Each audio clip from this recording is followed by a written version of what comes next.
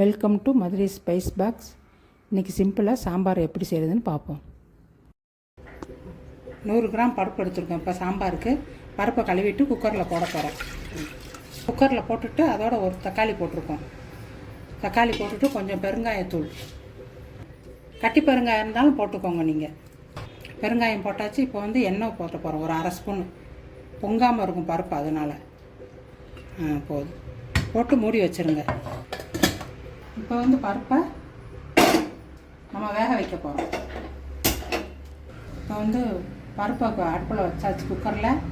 இப்போ வெயிட் போட போகிறோம். போட்டு 4 விசில் வரவும் நம்ம சாம்பார் காயெல்லாம் நறுக்கி ரெடி பண்ணிக்கிறோம்.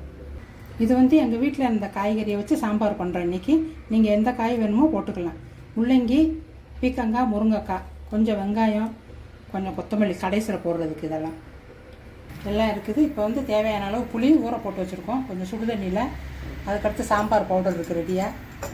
சாம்பார் பவுடர், உப்பு, இது தாளிக்கிறதுக்கு தேவையானது எடுத்து வச்சுருக்கோம். இப்போ பருப்பு வெந்துருச்சு. 4 விசில் வந்துருச்சு. அடுப்பு ஆஃப் பண்ணிடுவோம். பருப்பு ரெடி ஆயிடுச்சு. இப்போ அடுத்து சாம்பார் வைக்க போகிறோம். நம்ம இப்போ கடாயை வைக்கிறோம். வச்சு கொஞ்சமாக எண்ணெய் போட்டுக்கோங்க.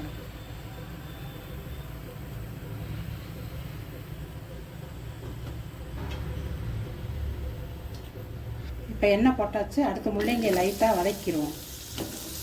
வதக்கிட்டு சாம்பார் வச்சா நல்லாயிருக்கும். முள்ளங்கி போட்டாச்சு. இப்போ லைட்டாக வதக்கிடுவோம். நம்ம லேசாக, ரொம்ப கருக விட்டுறக்கூடாது. இப்போ முள்ளங்கி வதக்கியாச்சு. அடுத்து வெங்காயம், சாம்பாருக்கு தேவையான காய்கறியெல்லாம் போட்டுக்கலாம். நம்ம உங்கள்கிட்ட எந்த காய் இருக்கோ அதை போட்டுக்கோங்க.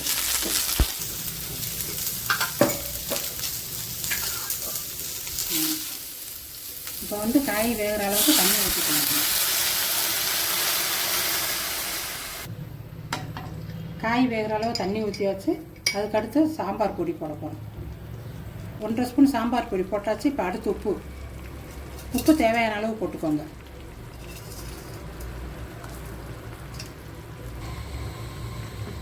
உப்பு போட்டாச்சு. இப்போ காயை மிக்ஸ் பண்ணி விட்டுட்டு மூடி வைங்க. கொஞ்சம் நேரம் வேகட்டும். வெந்ததுக்கப்புறம் பருப்பு போட்டு புளி ஊற்றி இறக்கிடலாம். இப்போ ஓப்பன் பண்ணி காய் வெந்துருச்சான்னு பார்த்துக்கோங்க. வெந்துருச்சு. காய் நல்லா வெந்துருச்சு. இப்போ பருப்பை ஊற்றிக்கலாம். நம்ம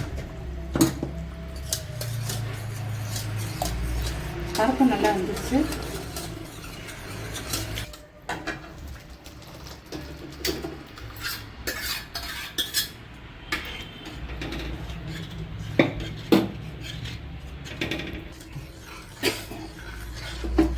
இப்போ பருப்பு ஊற்றியாச்சு. ஒரு கொதி வரட்டும். அது வரைக்கும் கொஞ்சம் வெயிட் பண்ணி புளியை ஊற்றுவாங்க. பருப்பு ஊற்றி ஒரு கொதி வந்துருச்சு. இப்போ புளியை சேர்த்துக்கலாம். நம்ம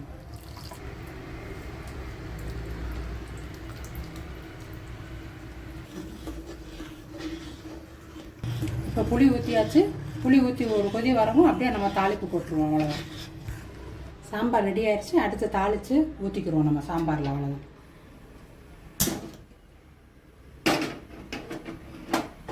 இப்போ தாளிக்கிறதுக்கு 2 ஸ்பூன் எண்ணெய் போட்டுக்கோங்க.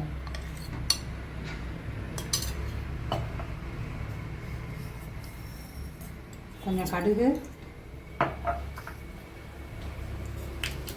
கொஞ்சம் உளுந்து, கொஞ்சம் வாசத்துக்கு சீரகம் போட்டுக்கோங்க.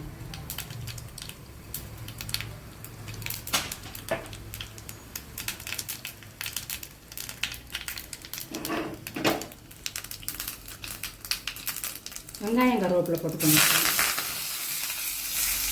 கொஞ்சமாக பெருங்காயத்தூள் போட்டுக்கோங்க.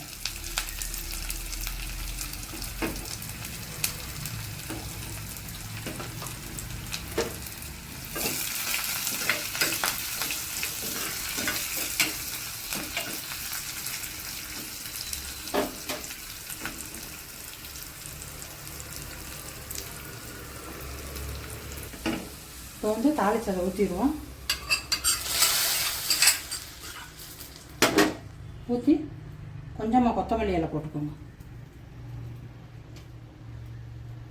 போட்டு மூடி வச்சிடலாம். ஆஃப் பண்ணிடலாம் அடுப்பு.